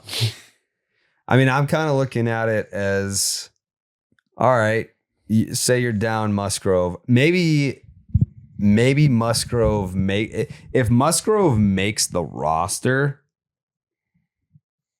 then I'm thinking, all right, fine. Let's see what it looks like for a game 4, maybe. If that's the case, I'm going Padres in 5. Because I don't know that I have the confidence in Yamamoto for game 1. I don't know that I have that confidence, and it's because Musgrove though. Like Musgrove is. This isn't about confidence in Musgrove's ability to perform. This is about his actual. Are you going to be ability to take the ball? Are you going to be on the roster? And if you're going to be on the roster, and this is where the corner you have just painted yourself into, my friend, is if Joe Musgrove is available, then you have to believe the same question looms around him that you're having around Yamamoto, which is what's it going to look like? Right. Because Yamamoto has that's given why it's you, an even playing field. No. Yamamoto's given you 4 starts of what it's going to look like. And you acknowledge that it was, whether you want to say born out of necessity or born out of being careful with him because they had the ability to, they didn't have to press him. So he's given you 5 innings, the biggest outing, the most work in the outing he's given you most recently. The most recent outing you have to go with Joe Musgrove is the one that's creating all of the questions you have about him. So Yamamoto, is going to be ready to take the baseball. Joe Musgrove, you're not even sure if he's going to be on the fucking roster. We haven't seen Cease yet. We haven't seen Cease. Haven't seen Cease. We haven't seen playoff Cease. We haven't seen playoff Shohei Ohtani. No. What's the deal with Darvish? In terms of availability? Yeah. I think he's ready to roll. Yeah, I thought he was available. Yeah, he's ready to roll. All right. Yep. No Glasnow. Iffy on Yamamoto. No Kirsch. Maybe Freeman's hurting a little bit. I was an idiot earlier. Mookie don't show up in the postseason. Shohei can't do it all himself. Feels personal. That's just a fact. Padres in 5. Just because I still love, I think Teoscar Hernandez is going to have himself a nice little series. He could quietly be the X factor. He could be the guy. Max Muncy, he's been there, done that in October. I know not a big batting average. Smith.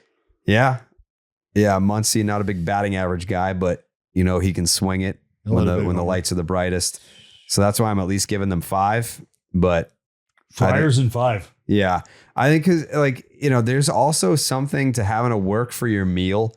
Where the Dodgers, they're just like, la-di-da, it's another season of being in first place. That's just what we do here. And I think there's a lot of fat and happy guys. I don't know. I feel like the Dodgers, look, a lot of fat and happy. Shohei presence. Shohei's there. He's saying, look, I didn't go fucking 50-60 for no reason. All right. We're winning this bitch. Well, guess what? They just did. Padres in 5. Jay Hay. Dodgers in 5. Thank you, Jay Hay, for speaking some sense. I'm not going to be the only Padres pick. I'm not going to be the guy to pick against Shohei Ohtani. Nope. Did they snuff out the Shohei pitching in October thing? Like Roberts mentioned it once, then it never happened again. So I'm assuming that's not going to be a thing. Slow and steady progress, bud. I'm under the impression in my head Shohei Ohtani is going to step onto the mound for the 9th inning of Game 7 of the World Series. That would be wild. If they're up like 8-1, why not? No. I don't He's know, going to $700 million. Save situation. That's what I'm saying. Oh. Game 7, he's going to close out the World Series. That's wild.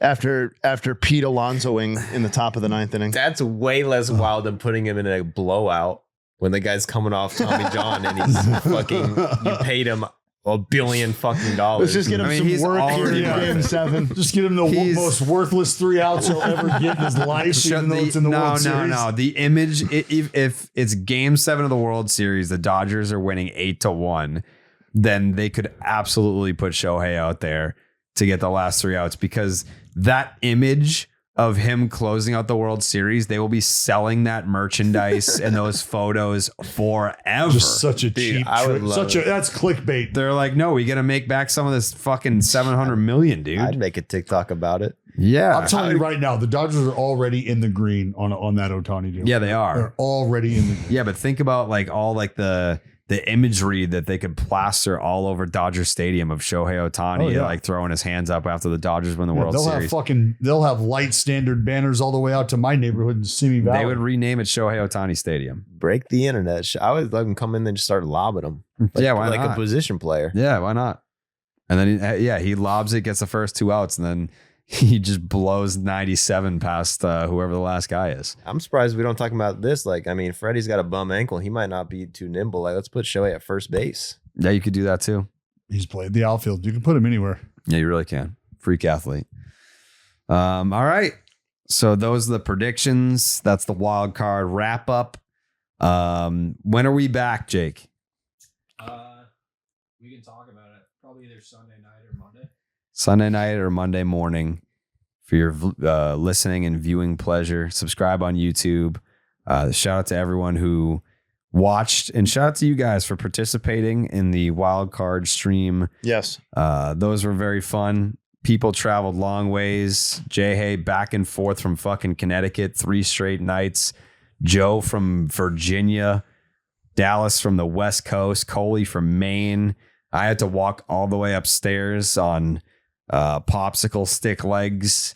And a lot of help on board. We appreciate everyone for their contributions and for everyone who watched and listened. And playoff podcasts from here on out. Wow.